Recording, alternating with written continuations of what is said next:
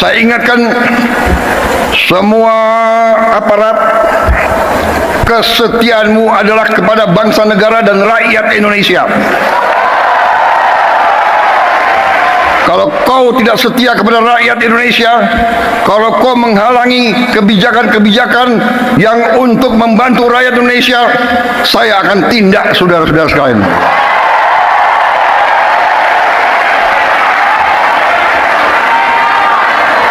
Dan saya minta menteri-menteri, pemimpin-pemimpin lembaga, tidak ragu-ragu.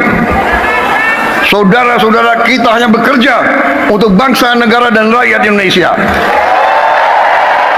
Kapolri Jenderal Listio Sigit Prabowo yang dikenal sebagai kroninya dari mantan Presiden Jokowi itu dicopot, dan kabarnya dia itu akan dijadikan jabatan baru. Kalau tidak masuk kabinet, dia akan dijadikan duta besar.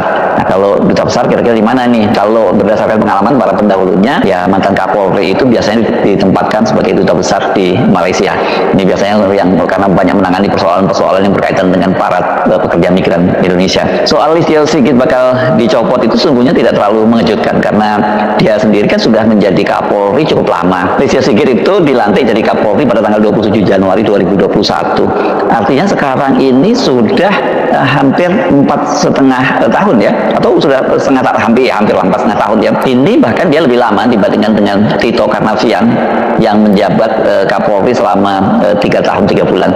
Kenapa saya bandingkan dengan Tito Karnavian? Karena mereka ini sama-sama angkatan muda yang melompat beberapa angkatan melewati senior-seniornya yang dipilih oleh Jokowi menjadi Kapolri. Jadi kalau melihat usia jabatannya wajar kalau dia diganti, kendati masa pensiunnya masih lama, masih 2 tahun lagi, yakni tanggal 5 Mei 2027. Sama Tito waktu itu juga pensiunnya masih lama, tapi kemudian dia dipensiunkan dan diganti oleh Idam Aziz yang hanya menjabat 1 tahun. Apalagi kalau selain soal lamanya masa jabatan, kan Listio Sigit ini selalu dikait-kaitkan dengan kedekatannya dengan mantan Presiden Jokowi, dan dia ini masuk dalam kelompok yang disebut oleh media sebagai geng Solo. Dan oleh media, geng Solo itu dikaitkan dengan para perwira tinggi TNI dan Polri yang pernah bertugas di Solo saat Jokowi masih menjadi wali kota. Dan mereka ini, para perwira TNI dan Polri itu karirnya melejit sampai ke puncak pimpinan bersamaan dengan melejitnya juga jabatan Jokowi menjadi presiden selama 2 periode.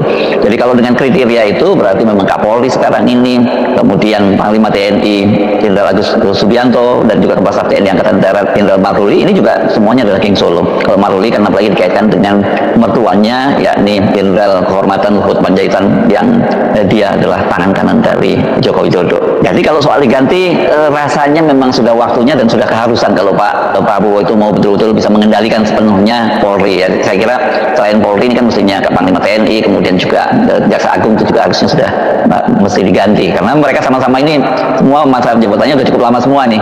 Jaksa Agung juga malah sudah sejak periode kedua pemerintahnya Jokowi Ma'ruf kan dia juga sudah terpilih menjadi Jaksa Agung. Tapi yang cukup mengejutkan itu ini adalah soal nama penggantinya, karena disebutkan nama penggantinya itu adalah Komisaris Jenderal Polisi Rudi Herianto Adinugroho, yang sekarang ini dia menjadi Sekretaris Jenderal Kementerian Kelautan dan Kementerian Perikanan dan Kelautan ya.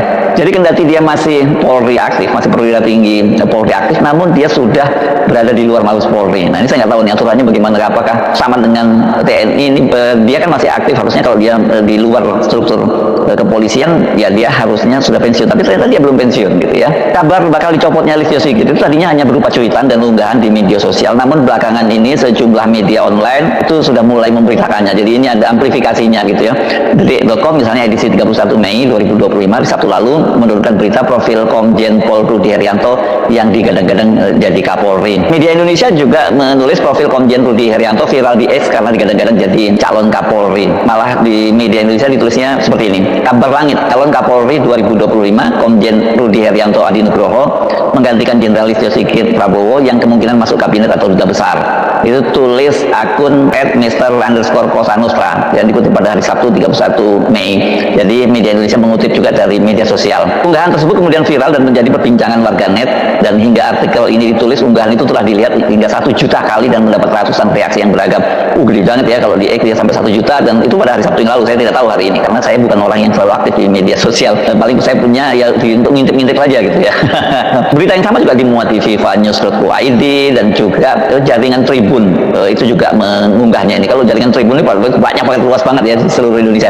Jadi ini betul-betul memang jadi hot rumor politik begitu. Di akun media sosial Threads itu kabar itu juga ramai diperbincangkan. Ini saya misalnya mendapat kiriman ini akun @bong_nek juga mengunggah ini isu ini, ada foto Rudi ini, tapi saya lihat fotonya masih berpangkat Irjen atau bintang 2 disertai dengan narasi kabar langit _2 calon Kapolri 2025 Komjen Rudi Haryanto AN menggantikan Jenderal Listio SP yang kemungkinan masuk kabinet atau duta besar. Semoga kabar ini benar dan benar. Nggak sabar lagi aku, bukan ternak mul dan tidak melempem seperti kerbau ditarik jingur. Kemudian tagar Polri dan tagar Kapolri. Ini berarti sumbernya sebenarnya sama. Ini cuma ada tambahan lagi tadi yang dia mengaku dia nggak sabar supaya ternak Mulyono ini diganti gitulah. Namun unggahan Nek Bong Nek itu kemudian dikomentari oleh Joko Hadi Pangestu. Ini saya lihat hari ini baru beberapa jam yang lalu ketika saya berita di dari 2 jam yang lalu. Dikomentari begini, sudah terlalu tua, masa dinasnya tinggal 9 bulan. Benarkah kabar itu dan mengapa jadi sangat heboh? Pertama tentu kaitannya dengan geng Solo. Itu sekali lagi pasti itu ya, kenapa menjadi rumor. Banyak yang nggak sabar sesungguhnya Presiden Prabowo itu segera membersihkan Mulyono dan gengnya. Ini pasti ada kaitannya juga dengan heboh ijazah Jokowi dan pernyataan dari Badan Reserse Kriminal Polri yang menyatakan bahwa ijazah Jokowi itu asli. Nah, dan ini pasti semua dikait-kaitkan dengan Sigit sebagai Kapolri. Kalau selama Sigit itu masih menjadi Kapolri, ya pasti soal ijazah Jokowi ini bakal dilindungi terus, dan kemudian siapapun yang mempersoalkannya ya risikonya itu bisa dipidanakan. Ini seperti para aktivis seperti Dr. Rismon Hasiholan Sianipa, Roy Suryo, Dr. Tifa, Egy Sujana, dan juga pengacara Kurniatri Royani yang sekarang dilaporkan di Polda Metro Jaya. Karena bagaimanapun juga memang kalau Listio Sigit ini karirnya tidak bisa lepas dari campur tangan Jokowi, dan karena itu dia disebut sebagai kroni Jokowi. Dia ini berkenalan dengan Jokowi sejak masih menjadi Kapolres Solo, kemudian jadi ajudan Pak Jokowi, dan terus menjadi Kapolda Banten, dan seterusnya. Kemudian akhirnya dia jadi Kapolri setelah sebelumnya dia menjadi Kabar Eskrim ya. Selama Sigit ini masih jadi Kapolri, ya publik merasa pesimis lah. Pemirsa Menko Polhukam 2019-2024 Mahfud MD benarkan klarifikasi UGM terkait menyerahkan ijazah asli pada Joko Widodo.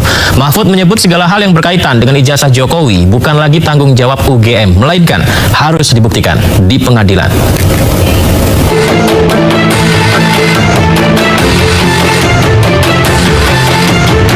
Polemik keaslian ijazah Presiden ke-7 Joko Widodo masih terus bergulir. Rektor UGM kembali menegaskan bahwa Jokowi merupakan lulusan UGM dan telah menyerahkan ijazah asli Fakultas Kehutanan kepada Presiden ke-7 RI tersebut. Menko Polhukam 2019-2024 Mahfud MD pun menyebut langkah UGM ini sudah benar. Pernyataan butir 7 dari 9 butir. Menurut saya itu satu pernyataan yang tepat. Apa, Pak? Untuk melemparkan itu, ya sudah selesaikan pengadilan aja. Kami sudah mengakui ini, mengeluarkan. Gitu. Lalu pengadilan, silakan pengadilan. Menurut saya ini tepat sekali. Karena dia mengatakan kami ini UGM sudah mengeluarkan ijazah untuk Jokowi. Adapun ijazah itu digunakan oleh Jokowi untuk apa? Atau digunakan oleh orang lain yang mengaku Jokowi, itu bukan tanggung jawab UGM. Kan gitu kan? Yang ingin dibuktikan oleh Roy dan sebagainya itu kan bukan Jokowi itu yang punya ijazah, gitu kan? Kami udah mengeluarkan, aslinya udah diserahkan.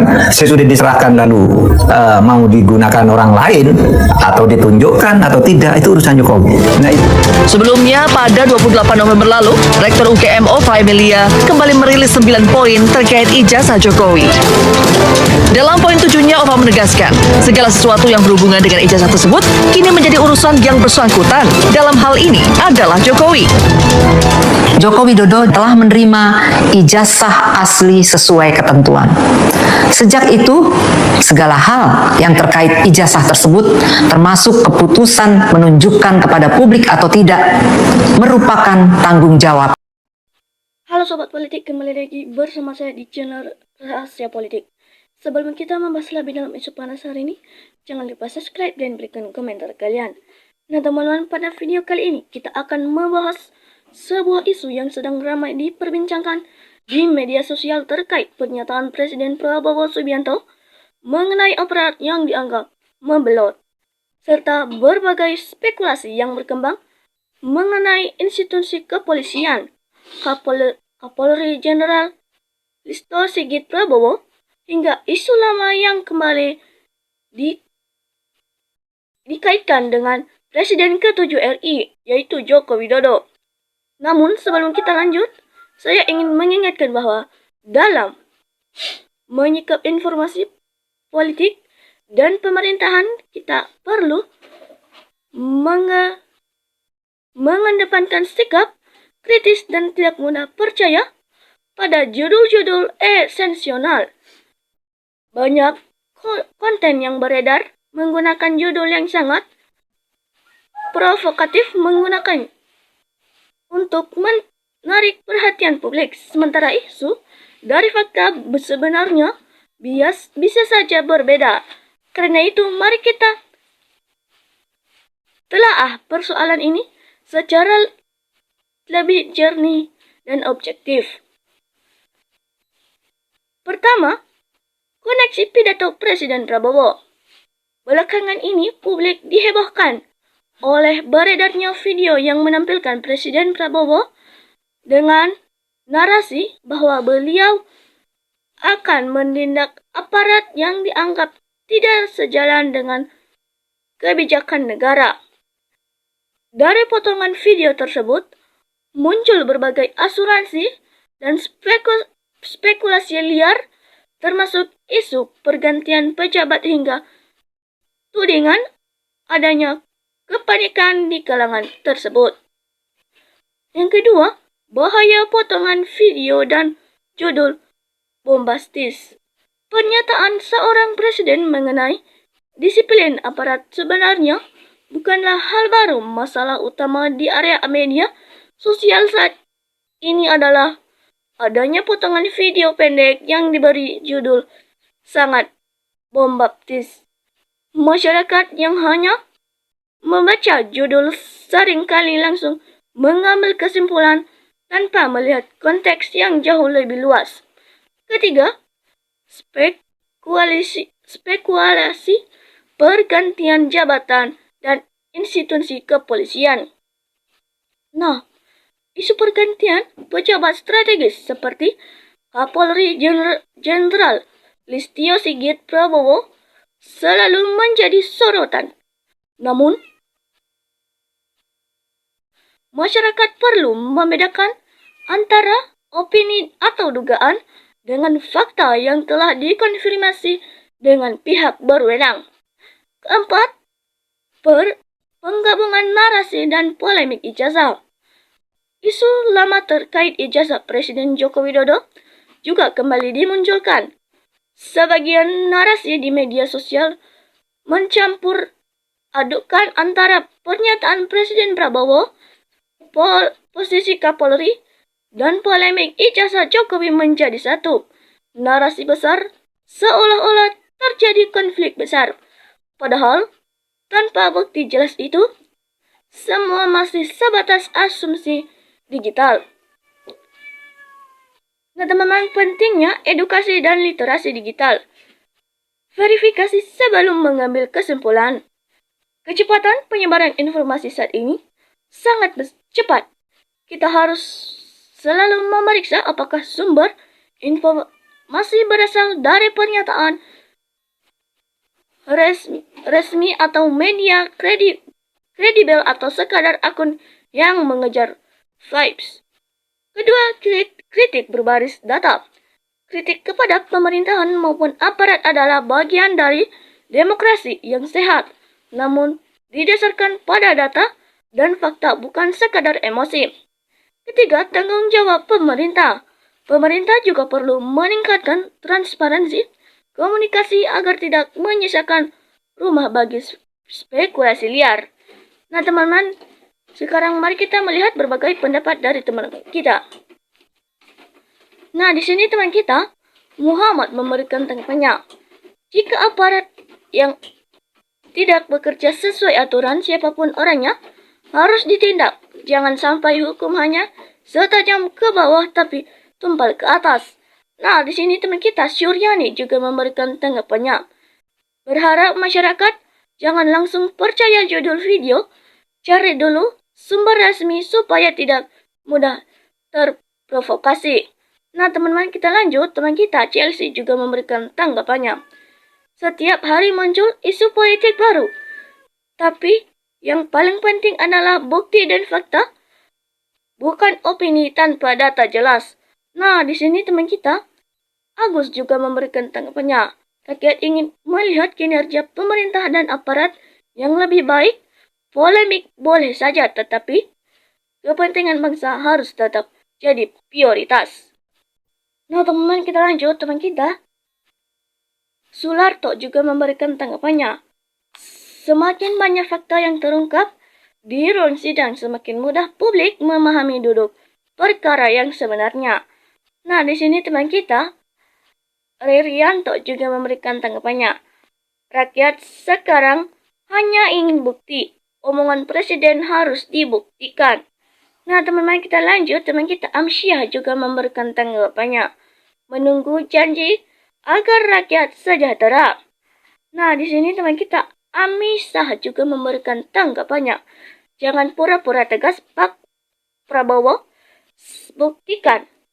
Nah, di sini teman kita Usman juga memberikan tanggapannya. Ijazah nggak berani tindak. Di sini teman kita Muhammad, dia memberikan tanggapannya. Hartanya sekalian ambil, dia kebagian dari Jokowi. Nah, teman-teman, kita lanjut. Teman kita Doni juga memberikan tanggapannya. Apa sulitnya? Ganti aja Kapolri. Jika belum diganti berarti masih pelihara pesanan Jokowi. Nah, teman-teman, kita lanjut. Teman kita Dani juga memberikan tanggapannya. Setuju Kapolri diganti, cari dedikasinya seperti Pak Hugeng. Nah, teman-teman, kita lanjut. Teman kita Didi Aja juga memberikan tanggapannya.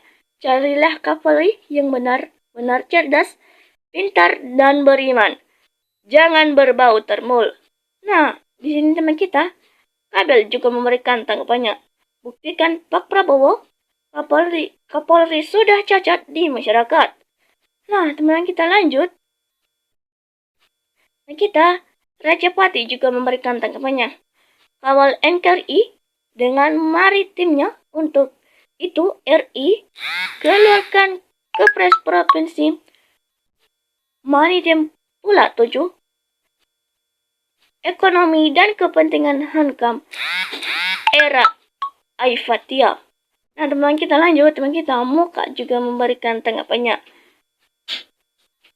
Itu para oknum, para polisi dan TNI ikutan menambang batubara dan lain-lain ilegal di Indonesia selama ini, jadi tak mau dikaji uang kecil. Selama kerja di pemerintahan Indonesia, mulai zaman kuno dengan zaman tahun 2026 dan lain-lain. Untuk kedepannya lagi di Indonesia, mau digaji miliaran triliun selama ini kinerja di Indonesia, masa para polisi dan TNI bisa menulis dan membaca, guru honorer dan lain-lain digaji sangat kecil sekali di Indonesia selama ini. Jadi terbalik planet bumi ini di zaman kuno dan zaman tahun 2026. Makanya banyak sekali muncul bencana saja di Indonesia sampai luar negeri di tahun 2026. Ini bos, ya dunia planet bumi putra pahlawan lagi. Orang pada stres mikirin uang korupsi saja selama ini. Nah, teman-teman, demikian saja isu panas hari ini, dan jangan lupa saksikan isu panas yang tak kalah menarik berikutnya. Salam NKRI harga mati.